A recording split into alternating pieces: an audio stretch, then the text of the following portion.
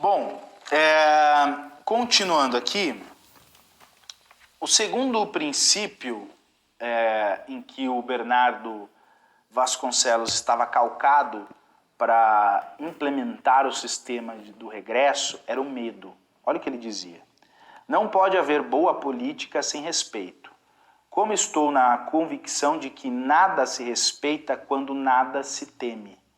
Por isso, julgo que o governo deve ter força e deve empregar força em todos os casos. Em todas as questões morais se vê sempre o princípio dominante, é o respeito e o medo. Aqui, obviamente, eu vou discordar, naturalmente, né? Aqui, enfim. É claro que nós temos que olhar por contexto, né? O contexto da época era de que o medo, ele provocava o respeito, né? O respeito ou a subserviência, melhor dizendo. O respeito se conquista de outra forma. Na concepção arcaica, ali, anacrônica, daqueles intelectuais da época, era de que o medo, ainda muito calcados naquela ideia medieval, né, de que o medo traria aí o respeito. Inclusive, o exemplo era o seguinte, os empregados do governo que eram contratados à época, eles não tinham estabilidade. Então, qual era a forma de fazer com que aqueles que trabalhavam... E olha que coisa muito atual, né? Para aqueles que trabalhavam no governo, era o medo assim, olha, se você não fizer o que eu estou mandando, eu vou te demitir. Eu vou te prender. Eu vou te perseguir. Veja que essas práticas, elas voltam, elas são práticas que têm uma essência medieval, do medo, de provocar o medo para aí então o respeito. Eu acho muito ruim, enquanto operador do direito, quando as pessoas dizem assim, o bandido tem que ter medo da lei. Não, não é isso. O medo não necessariamente provoca, não provoca o respeito. O respeito, ele vem de outra forma. Por exemplo, quando você... Eu sei que vai ficar uma discussão quase que abstrata e quase que filosófica. Quando você passa para a sociedade como é se viver numa sociedade, e é óbvio que tem aqueles que optam, e aqui para mim a maioria, optam por praticar crimes. Mas a lei ela não pode provocar medo. Eu não vou fazer isso porque a lei pode me punir. Aliás, eu acho que isso nem é medo. Acho que aí é o respeito. Quando você diz, não vou fazer isso porque a lei pode me punir, esse é o respeito. Né? O medo ele provoca outras reações, até a retaliação. Então você com medo pode retalhar aquilo que te provoca medo. Quando você respeita algo, você não retalha, porque você tem respeito por aquilo. Então, por exemplo, eu não tenho medo de um policial, eu tenho respeito por ele. Porque quem tem medo do policial é o bandido. Logo, o que ele faz com o policial? Mata. Então, o medo provoca outras reações. Tenho medo de barata, então eu mato a barata. Não vou dialogar com a barata. Barata, vamos fazer o seguinte, você fica naquele espaço, eu aqui. Não, você vai lá e mata. Então, a reação do medo é outra. Então, eu discordo nesse ponto aí. Talvez meramente semântico, talvez... Enfim, mas aqui, claro, tinha uma ideia de coação naquela época aos servidores públicos, né? Ou eles fariam o que aquele partido conservador, as pessoas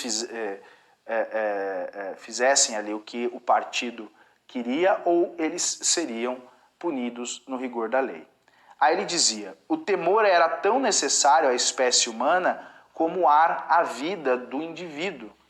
Ele regula todas as ações, tanto dos cidadãos, como entre o cidadão e o príncipe, até as nossas relações com a divindade. E, com efeito, muitas vezes deixamos de praticar uma ação pelo receio dos males a ela inerentes. Aqui também discorda, a relação com Deus, de medo, não tem essa relação. Tenho medo de Deus, tenho respeito. É diferente.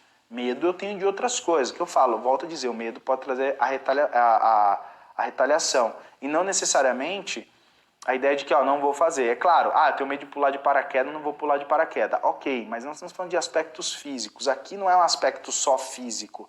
Aqui tem um aspecto de convívio social. Eu não xingo alguém porque eu tenho medo. Não, eu não xingo alguém porque eu tenho respeito. É diferente. A relação, isso, tudo bem, isso já evoluiu. Só estou dizendo que a discordância está aí. Claro que essa ideia de medo, ela foi substituída por uma ideia de que, olha, todos têm que entender que num Estado há Constituição, há leis, há regras de convivência e se elas forem violadas, há uma consequência que não necessariamente vai ser ali a punição por perseguição e etc. Né?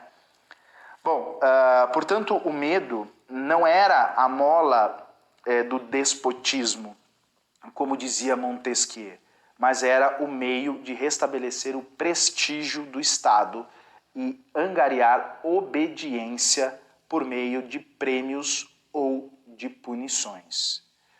Tudo bem, compreendo que a época era e deveria talvez agir desta forma, mas que bom que isso mudou ao longo do tempo. O que nós não podemos é voltar a esse tipo de comportamento no momento em que nós temos instituições fortes. Ou seja, você que não apoia o governo de turno, seja do Estado, do município ou federal, você deve ser perseguido porque você está aí talvez corroborando para um fracasso do Estado. Não é isso. A divergência precisa estar abarcada dentro da democracia. Caso contrário, a gente vai voltar a períodos autocráticos, totalitários e por aí vai. Bom, dizia ainda o Bernardo Vasconcelos, nenhum governo pode existir sem o direito de se impor. Ninguém pode justamente pretender os cômodos sociais sem sofrer os incômodos sociais. Aqui eu concordo com uma parte da frase, claro, nenhum governo pode existir sem direito de se impor. Ele precisa se impor, mas é óbvio que precisa existir um limite. O limite nos dias de hoje, como nós sabemos, aliás, já há algum tempo, é a própria Constituição. Não há um governo absoluto que pode fazer tudo. Por isso, da existência dos direitos fundamentais, por exemplo, de primeira geração, que são as liberdades negativas, aquilo que o Estado não pode tirar do cidadão. Exemplo, a liberdade. Claro que ela não é absoluta, mas é basicamente como se o cidadão dissesse ao Estado, olha, você não pode dizer o que eu devo ou não falar.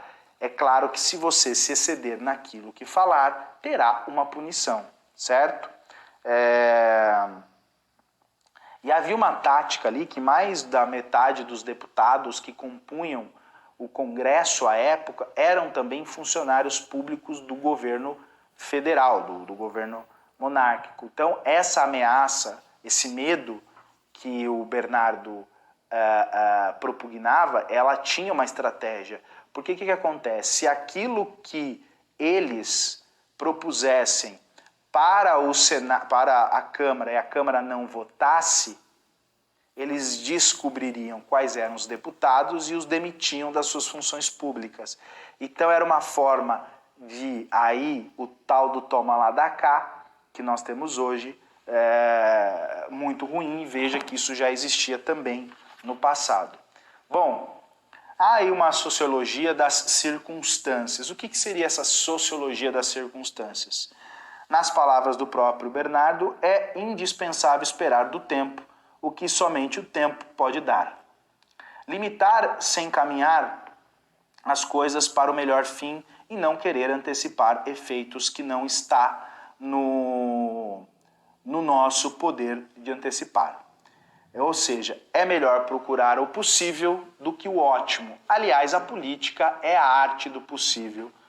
Então, então o conservador já tinha isso em mente. Às vezes não dá para buscar o melhor de tudo, não dá para, enfim, ter a melhor das políticas ali, daquilo aquilo que é utópico. Aliás, é o que vai corroborar contra essas ideologias como socialismo, comunismo, porque elas são tirando aqui toda a explicação que eu já dei no curso 1.0 sobre socialismo, sobre o comunismo, existe a questão da utopia, né? Da utopia. Então, isso é o que deve ser combatido. Quantos minutos mais eu tenho aí? Produção, quantos minutos mais eu tenho? Beleza. Bom, quais as linguagens do conservadorismo? Então vamos entender como o conservadorismo se comportava naquele momento, ou seja, no mundo, como era a linguagem. Claro, eu vou trazer para o Brasil, porque eu já falei de conservadorismo do mundo quando do curso 1.0, mas entender qual era a linguagem. No Reino Unido, nós tínhamos o Edmund Burke, como eu já disse. A linguagem era de resistência e inovação. A ideia de mudança dentro da ordem. O que Edmund Burke pugnava? Que tínhamos que mudar, inovar, mas dentro da ordem. Aliás, isso foi uma das coisas que o Churchill, isso lá quando ele começa a combater, decide combater o nazismo, há um momento, um discurso muito interessante, quando ele vai no parlamento, se dirige ao parlamento, e era uma decisão difícil, porque naquele momento ele ia dizer, nós vamos entrar na guerra e vamos ter que confrontar o mal de frente. Era difícil porque havia uma resistência contra a entrada da Inglaterra, mas ele precisava se posicionar. E ao fazer isso, ele sofre muita retaliação, mas em nenhum momento ele flertou com o totalitarismo ou com a possibilidade de afrontar as instituições. Todas as inovações, todos os avanços que ele propôs e que ele conseguiu,